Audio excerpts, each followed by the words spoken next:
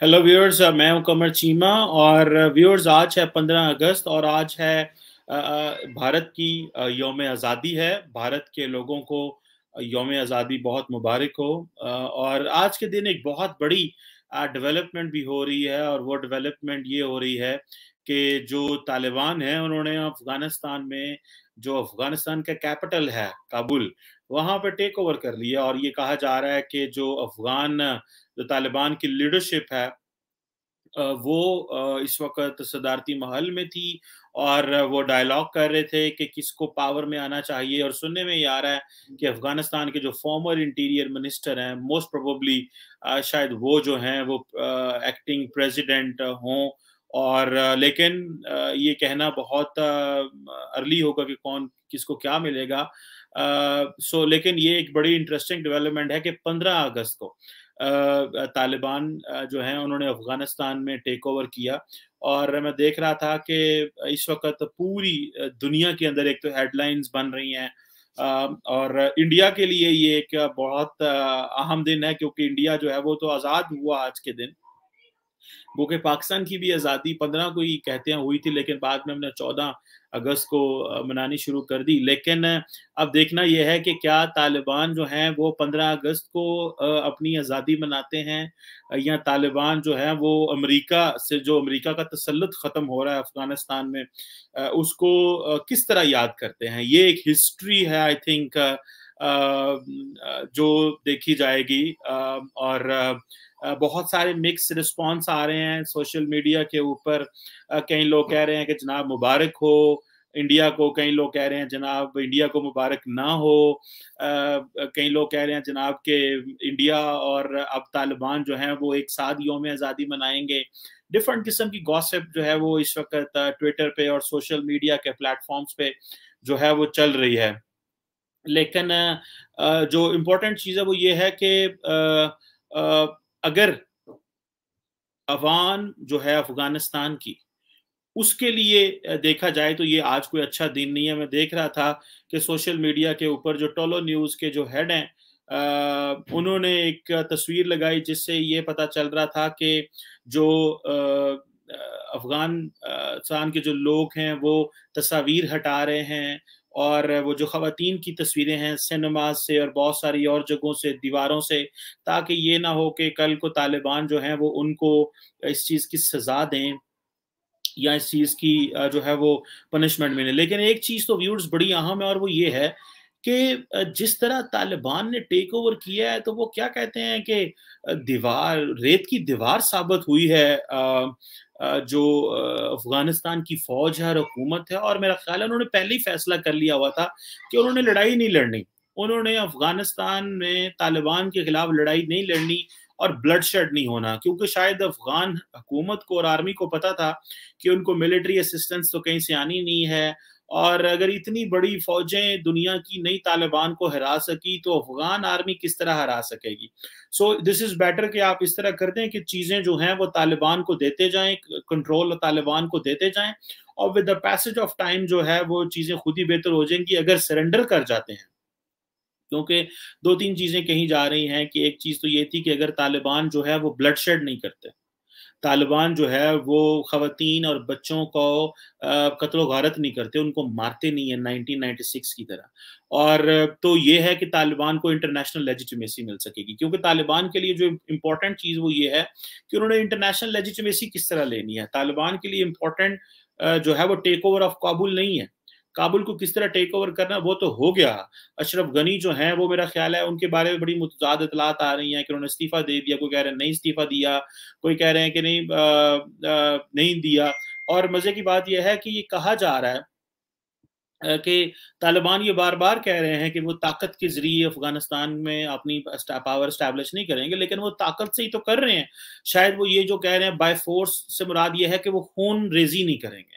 और मैं देख रहा था कुछ वीडियोज़ चल रही हैं कि उन्होंने जो काबुल जेल है वहाँ से सारे इनमेट्स जो थे उनको रिहा कर दिया और वो चले गए, जिसमें ज़ाहिर बात है तालिबान के लोग भी होंगे और इस तरह के भी होंगे। और इस्लामिक एमिरेट जो है वो पूरे अपने तालिबान को ये कह रही है और ये वो तसल्लियाँ देने की कोशिश कर रही है पूरी दुनिया को कि नहीं, हम कुछ इस तरह नहीं करेंगे और जिससे नुकसान हो। और बल्कि जो अशरफ गनी है, उनके चीफ ऑफ स्टाफ हैं और जो बाकी लोग हैं, उन्होंने कहा जी कोई मसला ही नहीं है, हर चीज़ अंडर कंट्रोल है। मेरा ख्याल है कि ये सरकारी स्टेटमेंट्स पूरी दुनिया में इसी तरह की आती हैं। ज़ाहिर बात है सरकार तो नहीं कह सकती कि हम सरेंडर कर गए हैं या हालात कंट्रोल में नहीं हैं, और वो बार-बार कह रहे हैं लोग जो है परेशान ना हों।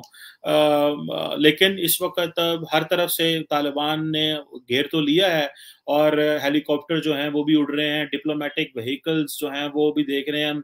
अमेरिकन जो हैं with the passage of time one by one जो हैं वो अफ़गानिस्तान से निकलते जा रहे हैं। डिप्लोमैट्स जो हैं, मैं रशियंस को देख रहा था कि वो कह रहे हैं कि नहीं, हम अपनी एम्बेसी खाली नहीं करेंगे। मेरा ख़्याल है इंडिया भी अपनी एम्बेसी रखेगा और तालिबान अगर अफ़गान अवाम को नहीं मार रहे तो वो डिप्लोमेट्स को या इन बाकी लोगों को भी नहीं मारेंगे, क्योंकि जैसे मैंने पहले कहा कि जो सबसे इम्पोर्टेंट चीज़ है वो है उनकी लेजिटिमेसी। वो अपनी लेजिटिमेसी किस तरह लेंगे? वो अपनी लेजिटिमेसी लेंगे अगर उन्होंने किसी किस्म का वायलेंस ना किया तो। अगर वायलेंस किया तो that will be very catastrophic for the Taliban. और वो जो इस वक़्त बात चल रही है वो तो पीसफुल ट्रांसफ़र ऑफ पावर की बात चल रही है। और जो पीसफुल ट्रांसफ़र ऑफ पावर है वो तो तभी आ सकती है, वो तब ही हो सकती है जब अगर हम इस चीज़ को नोट करते हैं और देखते हैं कि पीसफुल जो ट्रांसफ़र ऑफ पावर है वो तभी हो सकती है जब तालिबान जो हैं वो इस तरह की हरकत ना करें जिससे मुल्क के अंदर निज़ाम ख़राब हो, जिससे मुल्क के अंदर अफरा-तफरी फैले, जिससे मुल्क के अंदर मामलात गड़बड़ हो जाएँ। तो तालिबान को इस तरह की हरकत तो ऑब्वियसली नहीं करने वाले। गो के उनसे कोई उम्मीद नहीं है और ये भी कहा जा रहा है कि क्योंकि जो तालिबान हैं वो माज़ी के एक बिहेवियर अपना बना चुके हैं, सो अभी वो ऐसा नहीं करेंगे। बट एनी हाउ ये तो वक़्त ही आने पे बताएगा और वक़्त से ही हमें पता चलेगा। लेकिन ये तो हमें पता चल चुका है कि तालिबान जो हैं उन्होंने टेक ओवर करना शुरू कर दिया है। और लेकिन इंडिया के लिए एक अहम दिन है और तालिबान के लिए भी अहम दिन है। मैं बहुत सारे सफारतकारों से भी बात कर रहा था आज और वो भी यही कह रहे थे कि आइंदा शायद आने वाले दिनों में ये एक इंटरेस्टिंग चीज़ होगी कि तालिबान अपना विक्ट्री डे इसको मनाते हैं या क्या करते हैं, इसको किस तरह मनाते हैं इस डे को। क्योंकि देखने में तो ये आ रहा है कि इंडियन जो गवर्नमेंट है वो अपने एक अच्छे ताल्लुकात रखने की कोशिश कर रही है। गो कि इंडियन मीडिया जो है वो और तरीके से प्ले करने की कोशिश कर रहा है।